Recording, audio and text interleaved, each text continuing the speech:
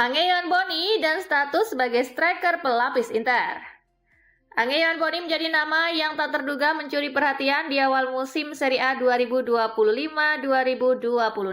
Performa Angeyon Boni sejauh ini berjalan menunjukkan bahwa dirinya bukan sekedar pelapis bagi duet Lautaro Martinez dan Marcus Thuram.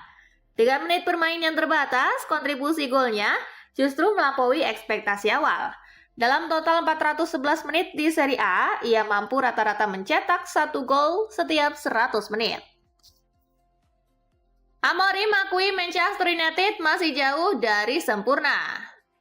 Ruben Amorim memberikan penilaian jujur soal performa Manchester United yang belakangan ini mulai membaik.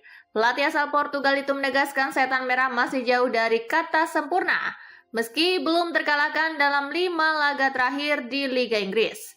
Ia menekankan bahwa timnya masih harus bekerja lebih keras jika ingin benar-benar menjadi tim yang mampu bersaing untuk menang di setiap laga. Areola bicara dampak positif Nuno Espirito Santo. West Ham bangkit di bawah asuhan Nuno Espirito Santo yang telah menemukan performanya setelah situasi yang sulit di awal masa jabatannya bersama The Hammers. West Ham meraih kemenangan beruntun di Premier League untuk pertama kalinya sejak Februari. Alphonse Areola yakin timnya menuju ke arah yang benar di bawah asuhan Nuno. Tetapi bersikeras bahwa kerja keras harus terus berlanjut jika mereka ingin mempertahankan momentum mereka. Craig Gordon hampir pensiun, kini bawa Skotlandia ke Piala Dunia. Kiper veteran Skotlandia Craig Gordon menyebut keberhasilannya lolos ke Piala Dunia pertamanya pada usia 42 tahun sebagai momen yang membayar seluruh perjalanan pahit dalam karirnya. Sang penjaga gawang mengungkap bahwa Steve Clarke lah yang menggagalkan rencana pensiunnya pada musim panas lalu. Gordon menegaskan bahwa keputusan menunda pensiun itu akhirnya terasa sangat tepat. Emre Can berbagi cerita masa sulitnya saat jalani cedera panjang. Kapten Borussia Dortmund Emre Can bercerita tentang fase yang mungkin tersulit dalam karirnya saat harus menepi cukup lama karena cedera. Itu mungkin fase tersulit dalam karir saya, tapi sekarang saya sudah kembali dan fokus pada hal-hal positif. Itu bukan masa yang menyenangkan, hanya itu yang bisa saya katakan, kata Can. Steve McClaren mengundurkan diri dari Jamaika. Steve McClaren memutuskan untuk mengundurkan diri dari jabatannya sebagai pelatih kepala Jamaika setelah kegagalan mereka untuk lolos langsung ke Piala Dunia 2026.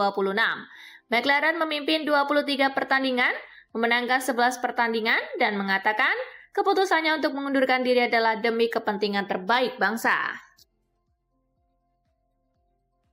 Juve santai soal kontrak baru Kenan Yildiz. Giorgio Chiellini mengklaim Juventus tidak mengambil langkah yang terburu-buru untuk mengikat playmaker Kenan Yildiz dengan kontrak baru. Pemain berusia 20 tahun itu masih terikat kontrak dengan Juventus hingga akhir musim 2028-2029. Chiellini menegaskan bahwa tidak ada urgensi untuk mencapai kesepakatan dalam waktu dekat. Jika kembali bekerja, Paolo Maldini hanya menerima Milan. Mantan Direktur Teknik AC Milan Paolo Maldini mengakui bahwa Rossoneri masih menjadi satu-satunya klub yang ia pertimbangkan untuk bekerja di Italia. Ketika ditanya apakah ia akan kembali ke Fiorentina menggantikan Prade, Paolo Maldini menampik rumor tersebut. Mengenai kemungkinan bekerja di luar Italia, Maldini memberikan jawaban yang mengisyaratkan adanya kesempatan untuk berlabuh. Dominic Calvert-Lewin ungkap alasan tinggalkan Everton. Dominic Calvert-Lewin meninggalkan Everton dengan status bebas transfer pada musim panas setelah menghabiskan 9 tahun bersama The Toffees. Calvert-Lewin merasa ia telah mandek di Everton dan memerlukan perubahan untuk menyegarkan karirnya. Leeds kini berharap Calvert-Lewin membantu mereka tetap berada di kasta teratas sepak bola Inggris.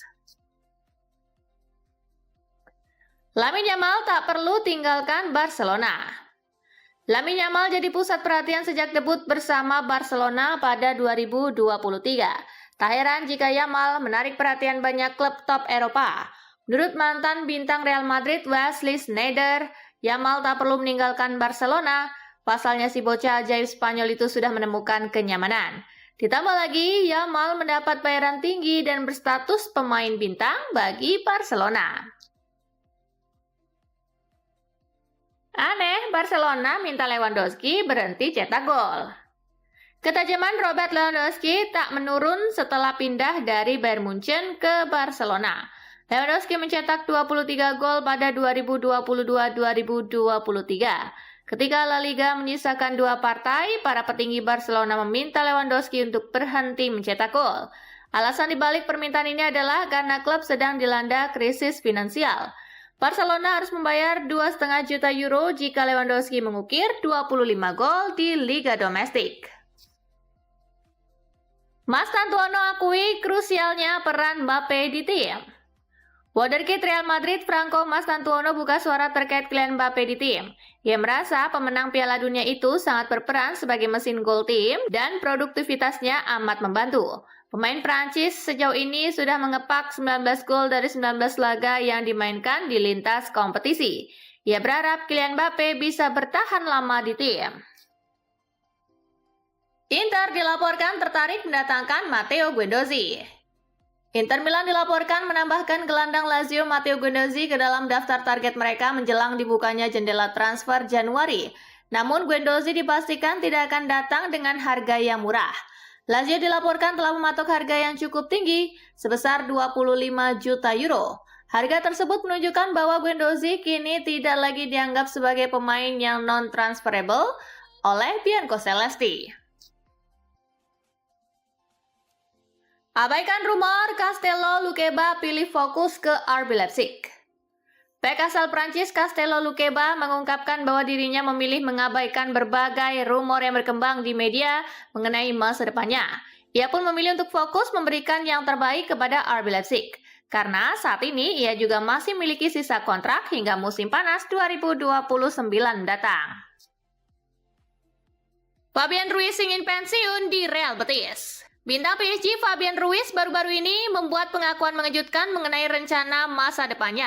Gelandang timnas Spanyol itu secara terbuka menyatakan keinginannya untuk kembali bermain di La Liga bersama Real Betis. Ruiz tampaknya sudah memikirkan di mana ia akan melabuhkan karirnya sebelum gantung sepatu nanti. Arsenal akhiri kerjasama dengan sponsor bermasalah. Arsenal akhirnya menuruti protes fansnya terkait sponsor bermasalah dari pemerintah Rwanda. The Gunners tak lagi didukung visit Rwanda musim depan. Rwanda memang bermasalah dengan HAM sejak dipimpin diktator Paul Kagame pada tahun 2000. Kerjasama ini dianggap untuk menutup-nutupi dosa pemerintah Rwanda alias sport washing. Ranking FIFA, Spanyol tetap teratas, Italia keluar 10 besar.